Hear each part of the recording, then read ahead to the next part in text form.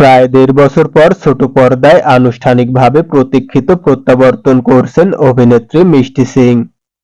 তিনি স্টার জলসার সদ্য শুরু হওয়া নতুন ধারাবাহিক ঘূর্ণি এর অভিনয় শিল্পীদের সাথে যুক্ত হয়েছেন, যেখানে তাকে চলমান গল্পের একটি গুরুত্বপূর্ণ চরিত্রে দেখা যাবে। এই নতুন প্রকল্পে পা রাখার আগে মিষ্টিকে শেষবার জি বাংলার ডায়মন্ড দিদি জিন্দাবাদে দেখা গিয়েছিল। এর আগেও তিনি আলতাফরিন, বাংলা মিডিয়াম, খোকাবাবুর মতো একাধিক জনপ্রিয় ধারাবাহিকে স্মরণীয় অভিনয় করে দর্শকদের মন জয় করেছেন এবং বর্তমানে তিনি ঘরে ঘরে একটি পরিচিত নাম।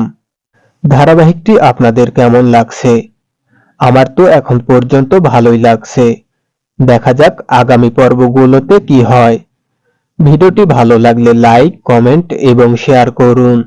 আর এই ধরনের আরো ভিডিও পেতে সাবস্ক্রাইব করুন এসবি বিনোদন আপডেট। ধন্যবাদ।